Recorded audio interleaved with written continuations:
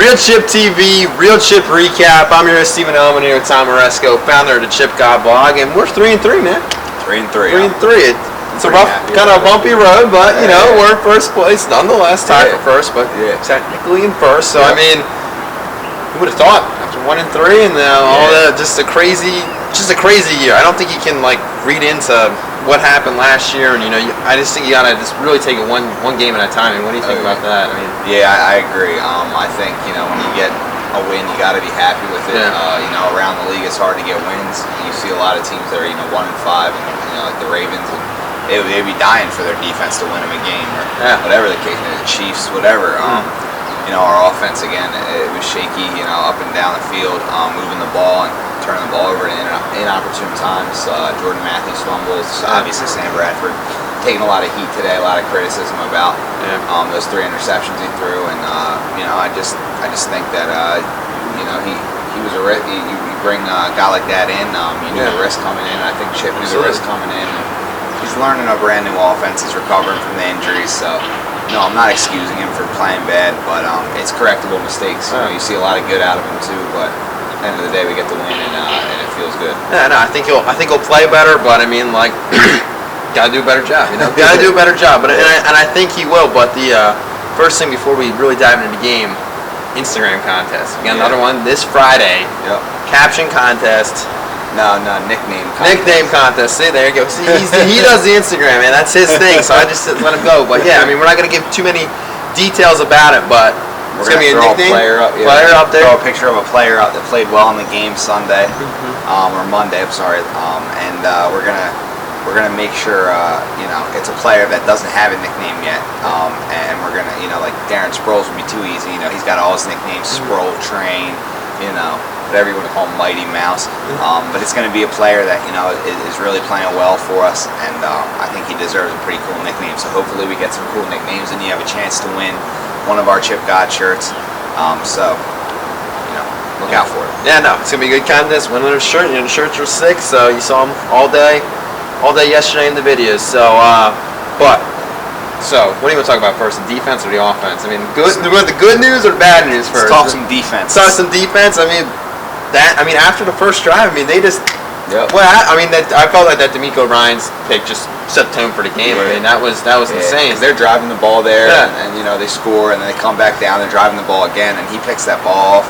And then after that interception, it just seemed like everything. The Giants just shut the lights off on. Odell Beckham was held catchless in the second half. First time that's happened all year. First time in his career that he's been held without a catch in one whole half of football. That's insane. So, you know, at the end of the day, whatever the reason is, whether it was, you know, Max covering him well, Nolan Carroll covering him well, pass rush getting there, you know, there was a combination of different things, and whatever the reason was, he didn't have a catch all second half, and kind of had a nice first half on us. So, at the end of the day, we got the job done on defense. Fletcher Cox, you know, Vinny Curry, Brandon Graham getting good pressure. The pass rush was sick all game, just getting there, and Eli just had no time to throw. You know, big situations, got there, big third downs, breaking up passes. You know, they did what they had to do, and they're really, again, like you said earlier, you know, he did take a step up, like we said that's what we've been preaching all season. So listen up again. We're going to tell it one more time. We took a step back on offense, took a lot of risk, but we're building something on offense. But we budgeted our offense so that we could build a defense to win us games in the meantime. And now you're seeing that's happening. The defense playing lights out. I mean, you got the best in the league. If we had the secondary from last year, even though we were getting the pass rush, I mean, I think our pass rush is better than it was last year, which is not an easy thing to do. For sure. But then you have, you know, our corners just couldn't cover anyone for a few seconds. I mean, if any corners out there having to cover a guy for 5 to 6 seconds, the wide receiver's going to get open. Exactly. But our guys are able to shut them down for a little bit. The pass rush is getting there real quick, and we're just making plays. You know, we're forcing them into bad decisions. You know, ball hawking really. Yeah, and every corner has their, you know, weaknesses and strengths. And you know, one of Byron Maxwell's weaknesses is running across the field on long crossing patterns. You know, he's not that good at it. He's not that fast. He's not that kind of cornerback. But what he is good at, he stays on one side. He's downhill. He keeps everything in front of him. He makes tackles. And you know, I've heard a lot of things about him. But you know, he has to guard the best receivers for most of the game. And You know, he was on Odell Beckham for a lot of the time, and I know you don't hear about it when Odell doesn't get the ball, but that's part Byron Maxwell having good coverage. So, you know, at the end of the day, he's our top corner on a really good defense, and you know, you can't really complain about the defense right now. And you know, I know Nico and Kendricks are still out. Yeah, exactly. We get those guys back, we'll see. And I mean, you know, Byron Maxwell, you know, people were knocking him a little bit, but you know, Seattle's just looking lost. I mean, they've had some changes, but they're definitely missing him over there for sure. Yeah, I mean, our secondary is better than Seattle's right now. So I mean, at the end of the day, maybe Maxwell's not playing up to this hype that you know the media created or the contract created or whatever people thought. But at the end of the day, he's doing his job here. You know, Nolan Cowell's doing his job. Our safeties, you know, when's the last time we've had two safeties that are rarely out of position? I mean, they seem like they're on the top of their game right now. So at the end of the day, they're ranked 2 and 4. Yeah, Jenkins being 2. Walter Summer being 4. That's insane. It's crazy. The same team. That's crazy. Yeah, I mean that's unbelievable. So I mean, our secondary, one of the best in the league right now. Defense, one of the best in the league right now. And at the end of the day, you can complain about play here, play there, but it's the NFL. Things are going to happen. At the end of the day, we shut that team down, and that's part due to everybody. So did a good job on the defense. Now dive into Bradford. You know, I just want to say first that you know people that are calling for a quarterback change or whatever, you have a ceiling. You know what you're getting with Mark Sanchez. You're not winning a Super Bowl with Mark Sanchez. Exactly. You're gonna win a Super Bowl with Sam Bradford playing like he is right now? No. But could you win a Super Bowl with Sam Bradford? I think you could. Sure. I think he's gonna elevate his game and he's gonna get better. I mean, you know, they look bad, but the Eagles, you know, the team has a huge defensive effort. But you know, we moved the ball on offense. We just had some support turnovers, you know, some bad decisions. But he made some really good throws though that Mark Sanchez isn't gonna make. Yeah, exactly. And you see that. You see his pocket awareness, his patience. Gets rid of the ball. He's got a whip for an arm, flings it out there. He's got a great arm, and he's got all these tools. But at the end of the day, he's missing two. I say at the end of the day a lot. You do. That's your thing. That's your thing. Yeah. Because it's like bottom line. You know, that's my catchphrase. That's your thing. That's what you do. You know. So at the end of the day, that's who you are. Exactly. So, you know, over a long period of time, you miss a long period of time playing. You know, that stuff is going to wear on you, and you have to get back into that swing of things. And I don't want to sound like I'm making excuses for the guy, but again, you miss 2 years of football. You're going to have to work back into it. He leaves balls short sometimes.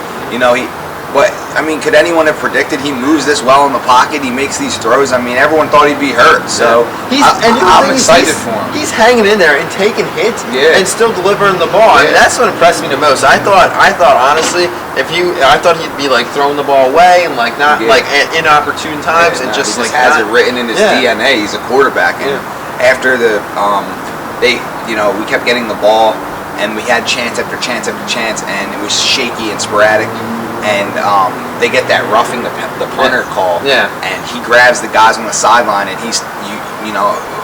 was watching. I think one of the press conferences they were asking Sam about it, like what he was saying to him, and he just was saying we keep getting chances, we got to get something going. They go down, they score. DeMarco Murray scores. Then let's talk about little DeMarco Murray. DeMarco Murray, that was sick. People saying he doesn't fit our scheme, and he had over 100 yards and a big time touchdown to pretty much seal that game last night. So much to be excited for, and there's so much to look up to for this team. And I think that a guy throwing 3 interceptions isn't the end of the world like people are making it sound.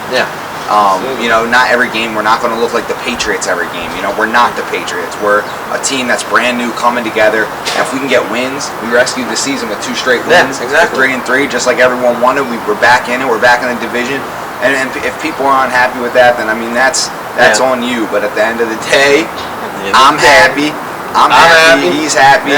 As a collective fan base, we should be looking forward to seeing these guys get better, and that's what they've been. And they have been getting better. You know, every game, everyone's been improving for the most part. So you gotta take that in stride and just go with it. And you know, you got Dallas coming up after the bye week. So you know, win or lose in Carolina, you got a big game there. If you could win that Dallas game, and you know, you could essentially knock them out of contention, really, because they might lose again this week. Who they got this week? They have. I put you on the spot there. Yeah. Wow. They have the Giants. They have the Giants. Giants coming pissed off. Pissed off. I like that. Yeah. I like that. So they got quarterback chains. They're gonna be able to sing. I mean, they're coming off the bye week, so we'll see what happens. But we can only hope that things keep going up. I mean, Bradford when we brought him here, I think Chip Kelly was aware, and we needed to be aware that he was going to have some growing pains to go through. And when you're seeing we're getting wins while he's going through this, and we're right in the division, in the mix with these teams like Eli Manning, he's been the quarterback there for 10 years. Romo, about 9-10 seasons as the quarterback for Dallas. These are the teams that should be pulling away with the division at this point, while we're just this new team, and we're in first place right now. If you check your phone on the stats. So at the end of the day, we are in first place. We're happy. Like, be happy. Come on. And at the end of the day, I think that's going to be a wrap for us. But yes, we're going to have Chip Chatter. So get your guys' questions in. Submit them by Wednesday at 6 o'clock. We'll get all your questions in.